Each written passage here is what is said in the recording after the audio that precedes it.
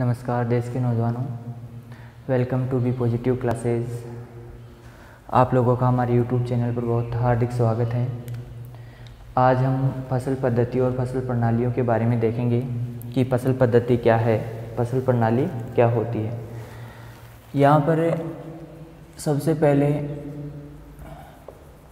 मिश्रित खेती, मिश्रित खेती किसे कहते हैं, मिक्स्ड क्रॉपिंग किसे कहते हैं, ठीक है। मिश्रित खेती या इसको मिश्रित फार्मिंग बोल सकते हो। क्या बोल सकते हो? मिश्रित फार्मिंग कह सकते हो इंग्लिश में, मिक्स्ड फार्मिंग, मिक्स्ड फार्मिंग क्या कह सकते हो? मिक्स्ड फार्मिंग कह सकते हो यहाँ पर, ठीक है। अब देखो मिश्रित खेती क्या होती है। यदि आप पशुपालन प्लस में फसलें ले रहे हो या फसलों उत्पादन कर रहे हो, तो ये दोनों जो क्रियाएं होती है, यदि दोनों फसल पशुपालन और फसलें दोनों साथ में ले रहे हो, तो ये क्या कहलाता है? आपका मिश्रित खेती कहलाता है। मिश्रित फसल एक अलग चीज़ होती है। मिश्रित फसल में क्या करते हैं हम, दो बीजों को मिलाकर या दो जो फसलें होती हैं उनको एक साथ बुआई करना क्या कहलाता है? मिश्रित फसल कहलाता है। तो वो मिक्स्ड क्रॉपिंग कहलाता है और ये क्या कहलाता है? मिक्स्ड फार्मिंग कहलाता है, ठीक है। तो मैंने शुरुआत में मिक्स्ड क्रॉपिंग बोल दिया था, इसको मिक्स्ड फार्मिंग होगा, ठीक है। पशुपालन और फसलें एक साथ, फसलों उत्पादन एक साथ उत्पादित किया जा रहा है, तो ये क्या कहलाता है? आपका क्या कहलाता है? मिक्स्ड फार्मिंग कहलाएगा आपका, और मिश्रित खेती कहते हैं, ठीक है। इसके बाद में फसल पद्धति, फसल पद्धति क्या होती है? देखो अब फसल पद्धति किसे कहते हैं? देखो कोई निश्चित क्षेत्र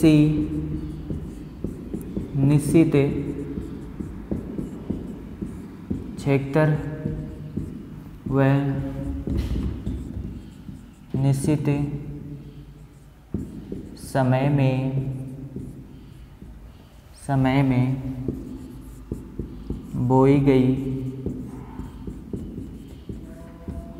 गई फसलों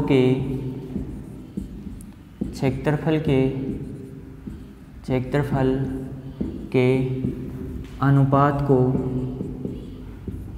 क्षेत्रफल के अनुपात को क्या कहते हैं? फसल पद्धति कहते हैं, फसल पद्धति कहते हैं। देखो यहाँ पर किसी निश्चित क्षेत्र व निश्चित समय में बोई गई फसलों के क्षेत्रफल के अनुपात को क्या कहते हैं? फसल पद्धति कहते हैं। क्या कहते हैं? फसल पद्धति कहते हैं, ठीक है। थोड़ा सा लाइट कम हो गई, ठीक है। फसल पद्धति कहते हैं। ये क्या हो गई? फसल पद्धति। देखो मिक्स्ड फार्मिंग क्या होगा यहाँ पर? यदि हम देखते हैं कि आपकी जो फसल होती है, फसल के अंदर यदि फसलों के साथ साथ यदि किसान पशुपालन कर रहा है, तो क्या कहलाता है? आपका मिश्रित खेती कहलाती है। क्या कहलाती है? मिश्रित खेती कहलाती है। और फसल पद्धति क्या कहलाती है? यदि किसी निश्चित क्षेत्र में, यदि निश्चित समय में बोई गई फसलों का जो क्षेत्रफल होता है, और क्षेत्रफल का जो अनुपात होता है, उसे क्या कहते हैं? फसल पद्धति कहते हैं। क्या कहते हैं? फसल पद्धति कहते हैं, ठीक है। अब यहाँ पर जो फसल पद्धति होती है उसका संबंध कौन कौन सी चीज़ों से होता है? देखो आगे आती है फसल प्रणाली।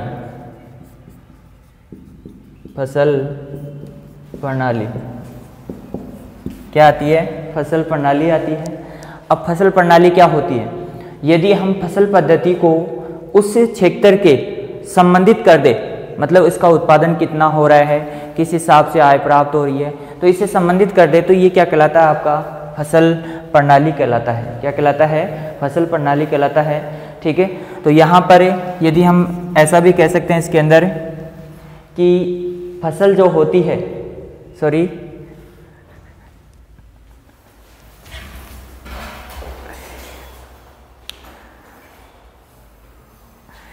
यदि हमारी जो फसल है, फसल पद्धति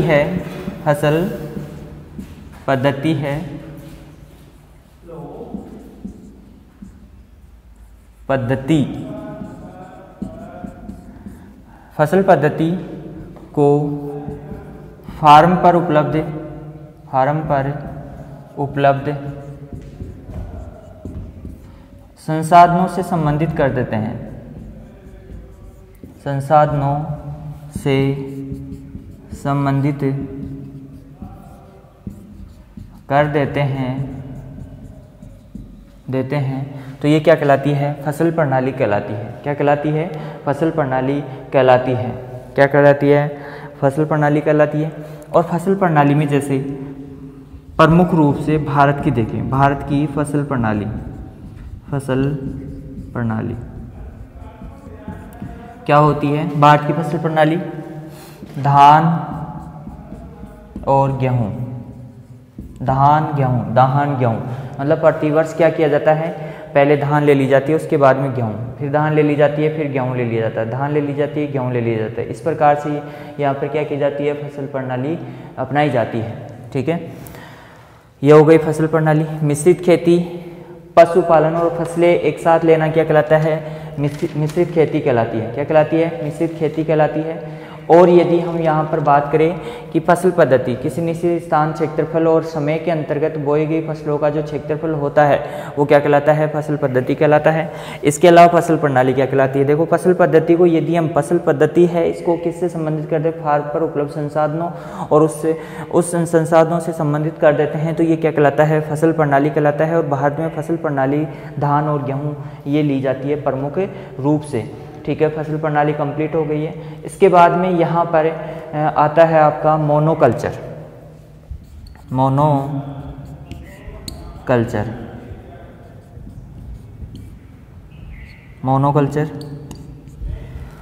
अब मोनोकल्चर क्या होता है कि आप हर साल बुआई तो कर रहे हो, लेकिन आप ये ध्यान नहीं दे रहे कि कौन सी फसल हमें बदल कर बोनी है या नहीं बोनी है। आप एक ही प्रकार की, जैसे आपने गेहूं लेना स्टार्ट कर दिया तो गेहूं लेते जा रहे हो।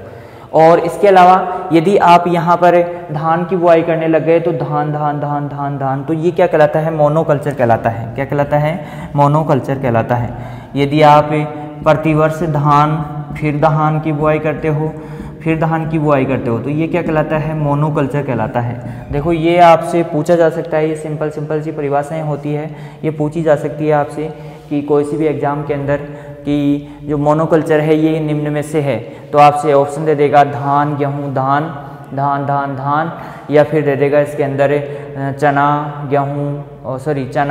गेहूँ और फिर दे देगा धान। तो इस प्रकार कैसे भी ऑप्शन दे सकता है, वो कैसे बना सकता है और आपसे क्वेश्चन पूछा जा सकता है कि मोनोकल्चर निम्न में से है। तो यहाँ पर मोनो का मतलब एक होता है और कल्चर का मतलब उगाना, मतलब उसको उगाना, तो धान कहलाता है। धान, या फिर इसकी जगह आप एग्जाम्पल ले सकते हो गेहूँ, फिर गेहूँ, अगले साल फिर गेहूँ और फिर गेहूँ, एक ही फसल आप ले रहे हो।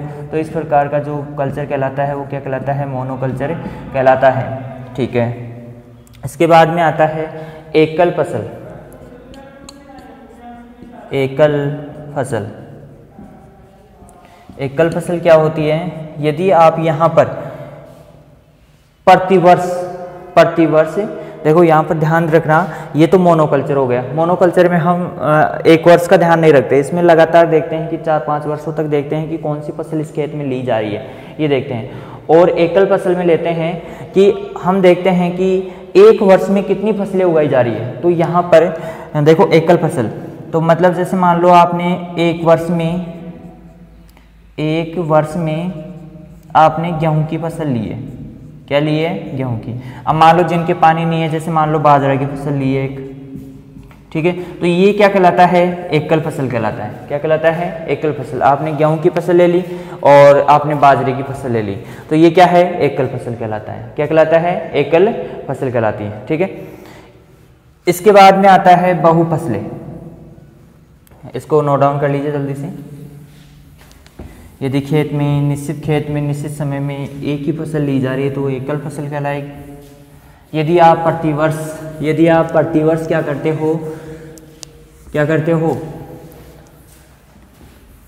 एक ही प्रकार की फसल लेते हो, जैसे धान, गेहूं, तो ये क्या कहलाता है? आपका अरे क्या कहलाएगा ये? मोनोकल्चर कहलाएगा। क्या कहलाएगा? मोनोकल्चर कहलाता है। ठीक है, अब देखते हैं बहु फसलें। कौन सी फसलें रे?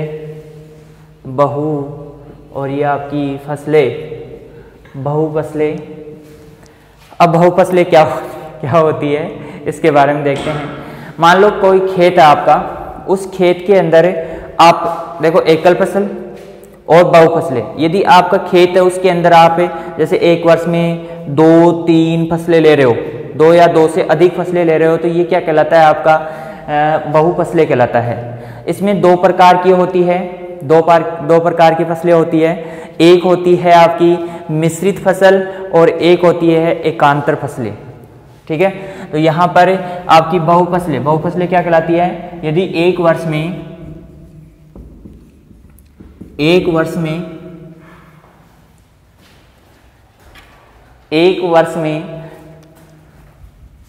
में यदि 2 या 2 से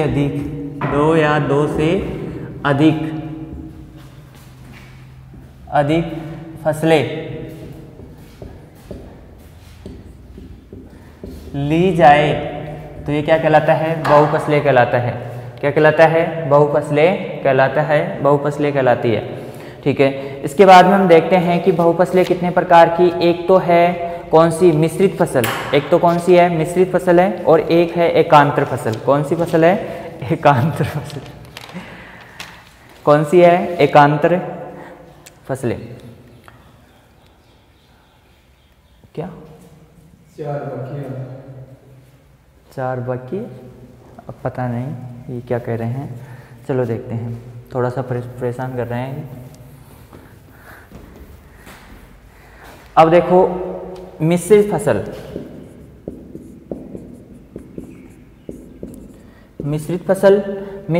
कौन सी होती है?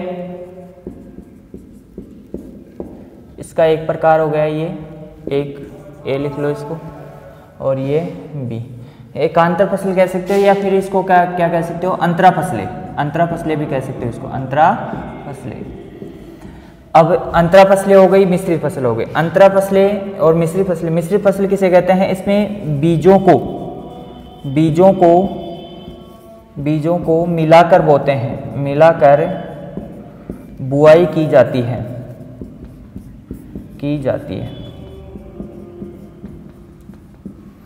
इसमें क्या करते हैं? बीजों को मिलाया नहीं जाता है,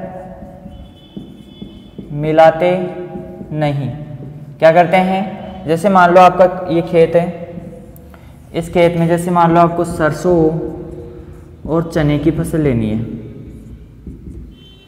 तो आपको 9:1 रखना है। सॉरी, मतलब 1:9 रखना है। मैंने इसको पहले रख दिया, चना पहले और फिर सरसों बाद में रखता, 9:1 आ जाता, और सरसों और चना आ गया तो इसका मतलब 1:9। मतलब एक लाइन तो किसकी? सरसों की, एक कतार तो किसकी? सरसों की, और एक कतार किसकी होगी? 9 कतारें किसकी होगी? चने की। तो जैसे मान लो मैंने ये तो किसकी बुआई कर दी? सरसों की। फिर इसके बाद में 9 कतारें, 1 2 3 4 5 6 7 8 9। फिर इसके बाद में एक किसकी आएगी? सरसों की आएगी।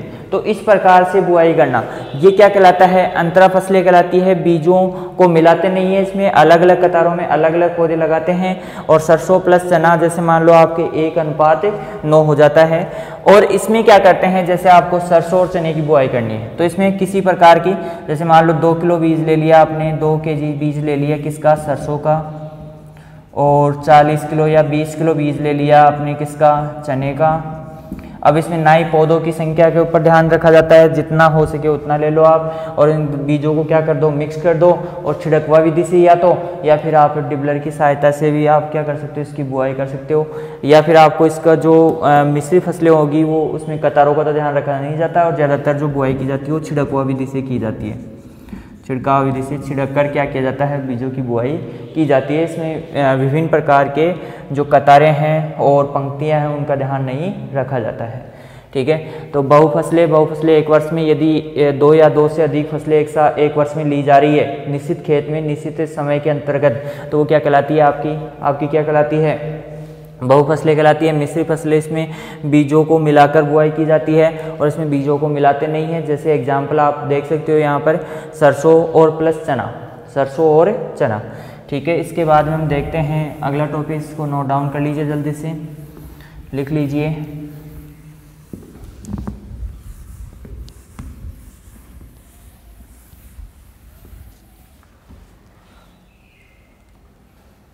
अब इसके बाद में देखते हैं बहुमंजिला खेती। बहुमंजिला, अब बहुमंजिला क्या होता है? बहुफसलें और बहुमंजिला।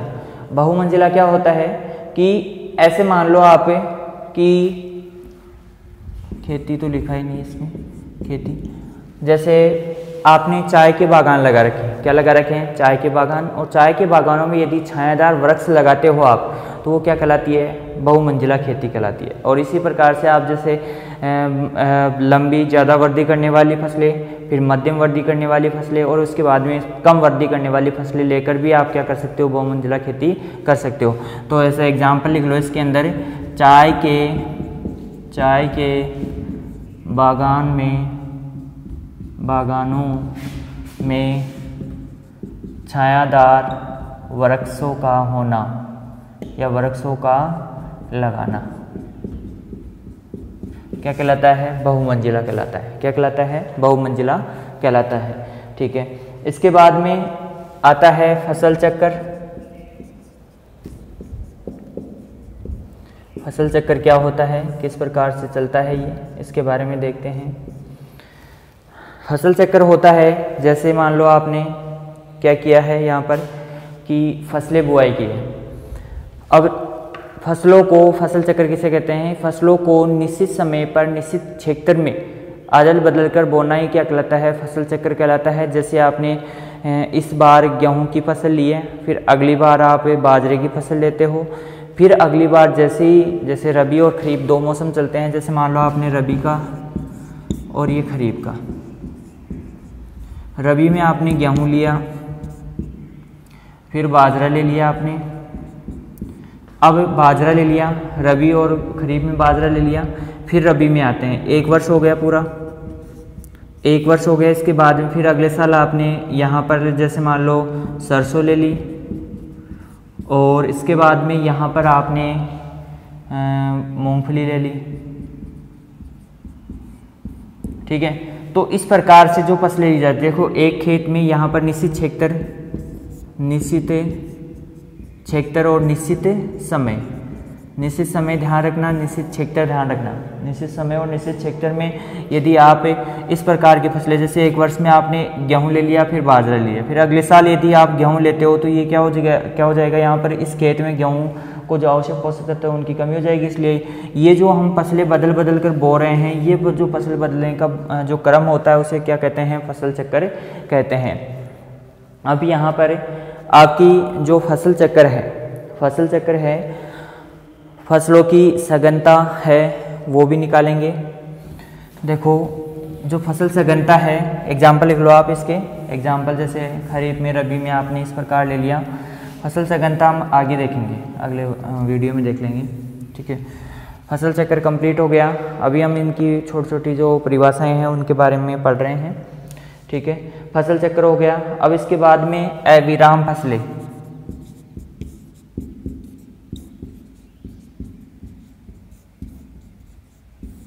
अविराम फसलें या फिर इन्हें क्या कहते हैं? Relay cropping. क्या कहते हैं? रिले क्रॉपिंग कहते हैं इन्हें, रिले क्रॉपिंग। ठीक है, अविराम फसलें, जैसे आपने क्या किया, यहाँ पर कोई फसल बोई है, ये आपका खेत है, इस खेत में आपने क्या किया? फसलें बुआई कर दी। बुआई करने के बाद में जैसे मान लो ये पहले वाली फसल थी, इस फसल की कटाई, अविराम फसलें, कटाई होने से पहले ही आपने क्या कर दी? अगली फसल की बुआई कर दी। जैसे धान के खेत में आपने अलसी की बुआई कर दी। किसकी बुआई कर दी? धान का खेत है, पकाव होना स्टार्ट हो गया, मतलब पकने वाला है या पक चुका है, तो उस स्थिति में हम क्या करेंगे, यहाँ पर अलसी की बुआई कर सकते हैं। किसकी बुआई कर सकते हैं? अलसी की बुआई कर सकते हैं।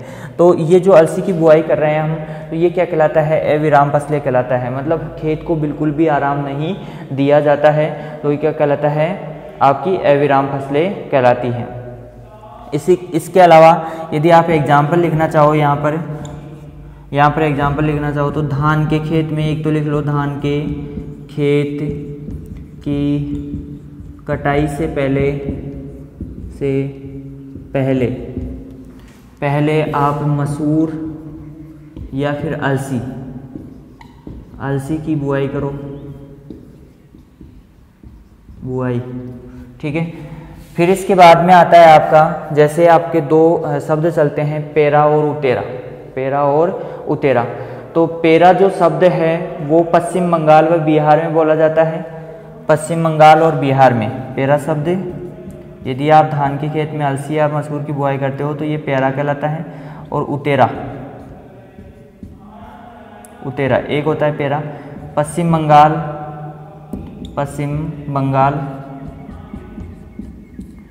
व बिहार में जो रिले क्रॉपिंग ली जाती है उसे क्या कहते हैं? पेरा कहते हैं। क्या कहते हैं?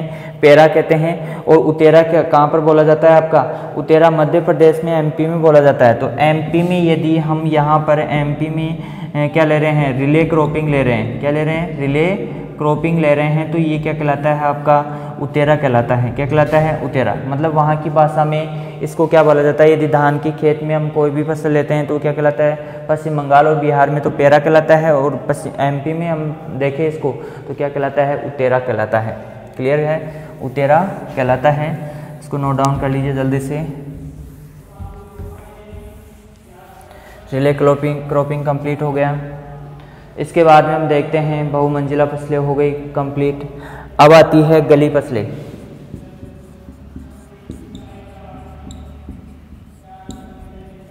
हमने कोई भी बागान लगा रखा है। क्या लगा रखा है? बागान, मतलब बाग लगा रखा है। जैसे मान लो आप सफ़ेदा का है, बबूल का है, आम का है, तो इस प्रकार से क्या लगा रखा है? हमने बाग लगा रखा है। उस बाग में यदि हम कम वानस्पतिक वृद्धि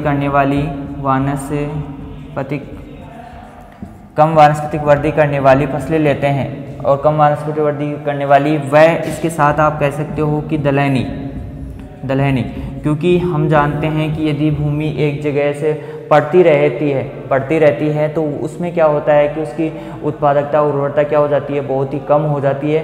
और इस वजह से हमें उसकी उत्पादकता और उर्वरता को बनाए रखने के लिए हमें क्या करना पड़ता है? उसमें खेत की जो बीच वाले, जैसे मान लो हमारा ये खेत है, इसमें जैसे मान लो ये पौधा लगा हुआ है, ये पौधा लगा हुआ है, ये पौधा लगा हुआ है, ये पौधे लगे हुए हैं, जैसे हमने मान लो बबूल के लगे हुए हैं, जैसे मान लो सफ़ेदे के लगे हुए हैं, किसी के भी लगे हुए हैं।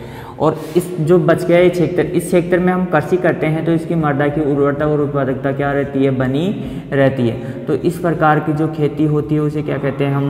क्या कहते हैं? गली फसलें कहते हैं। क्या कहते हैं? गली फसलें कहा जाता है। ठीक है। अब इसके बाद में आता है ले फार्मिंग।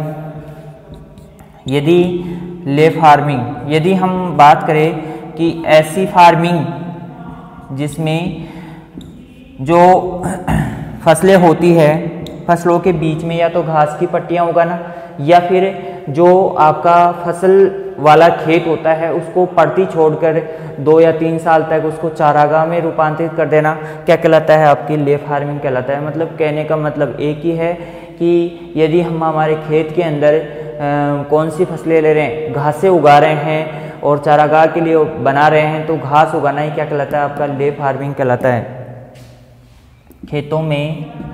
खेतों में घास उगाना क्या कहलाता है?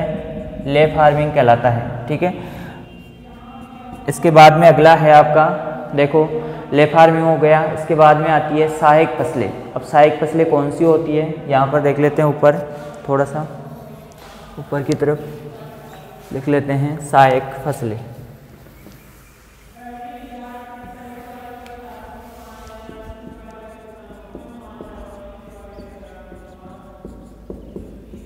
सहायक फसलें कौन सी होती है? जैसे आपने रिंजका बोआ है, बुआई किसकी की है? रिंजके की। तो रिंजके के साथ आपने क्या बो दी? सरसों बो दी।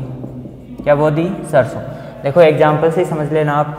रिंजके की हम कटाई करते हैं, कटाई कम से कम 2 से 3 माह लगते हैं, 2 से 3 माह में प्रथम कटाई होती है। और हम सरसों को देखते हैं तो यदि हम प्रथम कटाई के समय रिंजका इतना बड़ा नहीं हो पाता है, बिल्कुल छोटा रहता है, कम उत्पादन होता है, उनकी शाखाएं पत्तियों के फुटान कम हो पाता है प्रथम कटाई के समय, तो उस समय हम उत्पादन बढ़ाने के लिए हम क्या करते हैं, इस फसल का सहारा लेते हैं, सरसों का। तो सरसों की बुआई कर देते हैं, 2-3 महीने में उसकी वानस्पतिक वृद्धि अच्छी हो जाती है, तो सहायक फसल कहलाती है। मतलब मुख्य फसल का उत्पादन बढ़ाने के लिए, कुछ समय के लिए उत्पादन बढ़ाने के लिए, और ये तीव्र वृद्धि करने वाली, अधिक वानस्पतिक वृद्धि करने वाली फसलें होती है। तो जो वृद्धि करने के लिए हम जिस फसल का प्रयोग कर रहे हैं उसे क्या कहते हैं, सहायक फसल कहते हैं। तो यहाँ पर सहायक फसल हुई कौन सी, सरसों, और मुख्य फसल कौन सी, रिंजका। रिंजका क्या है, आपका मुख्य फसल है, और सरसों क्या है, सहायक। इसी प्रकार से यदि बरसीम के अंदर भी हम क्या लेते हैं, बरसीम में भी क्या लेते हैं, सरसों की बुआई करते हैं, तो ये भी क्या कहलाता है आपका, सरसों की बुआई कहलाती है। सरसों तो क्या कहलाएगी आपकी सहायक फसल, और बरसीम क्या कहलाएगी, मुख्य फसल।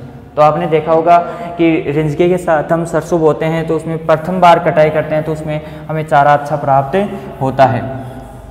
ठीक है, तो एग्जाम्पल आप लिख लीजिएगा, सहायक फसल किसे कहते हैं।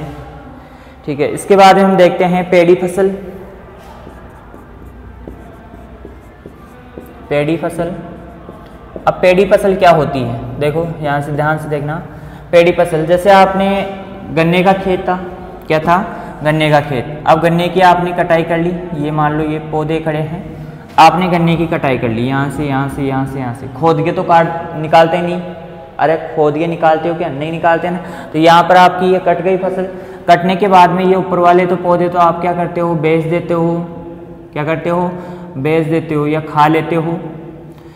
फिर इसके बाद में आपकी इस प्रकार से कुछ फसल शेष रह जाती है, तो इसके जो तने वाला जो पार्ट है, जड़ वाला जो पार्ट है, इसके द्वारा आपने जैसे मान लो आपके बाजरा होता है, ज्वार होती है, किसी के गन्ने का पौधा नहीं देखा हुआ तो वो भी समझ लीजिए, यहाँ पर बाजरा या ज्वार होती है, तो आप उसको कटाई कर लेते हो। कटाई करने के बाद में जब कटाई करते हुए आगे चले जाते हो और पीछे से देखते हो तो आपको वापस फुटान स्टार्ट हो जाता है। तो इसी प्रकार से आपको यहाँ पर भी फुटान स्टार्ट हो जाता है। इस प्रकार से इससे जो फसल तैयार होती है, इससे जो फसल तैयार होती है वो क्या कहलाती है, पेड़ी फसल कहलाती है। क्या कहलाती है, पेड़ी फसल कहलाती है। क्लियर है, क्या कहलाती है, पेड़ी फसल कहलाती है। पेड़ी फसल कौन सी कहलाएगी आपकी, जो आप इसकी पेड़ी से ले रहे हो, या किससे ले रहे हो, पेड़ी से ले रहे हो, पेड़ी फसल कहलाती है। इसके बाद में आता है नकदी फसल। नकदी फसल, और नकदी फसलें कौन सी होती है, ऐसी फसलें जो निश्चित क्षेत्र में, या कहने का मतलब एक क्षेत्रफल में अधिक उत्पादन प्राप्त कराएं, अधिक उत्पादन प्राप्त कराएं, या फिर आप कह सकते हो कि उनकी आय दुगनी हो, आय क्या हो, दुगनी हो। तो ऐसी जो फसलें होती हैं उन्हें क्या कहते हैं, नकदी फसलें कहते हैं। तो प्रति इकाई क्षेत्रफल में उत्पादन अधिक हो वैसी फसलें क्या कहलाती है, नकदी फसलें कहलाती हैं। प्रति इकाई क्षेत्रफल में उत्पादन अधिक देने वाली फसलें हो, देने वाली फसलें क्या कहलाती है आपकी, क्या कहलाती है, नकदी फसलें। और नकदी फसलों में आपके एग्जाम्पल देख सकते हो कि जैसे आपका आलू हो गया, गन्ना हो गया, कपास हो गया, ये जो फसलें होती है ये क्या होती है, नकदी फसलों के अंतर्गत आती है। क्लियर है, आज के लिए इतना ही काफ़ी है, आगे क्लास में हम देखते हैं। धन्यवाद, लगातार हमसे जुड़े रहिए।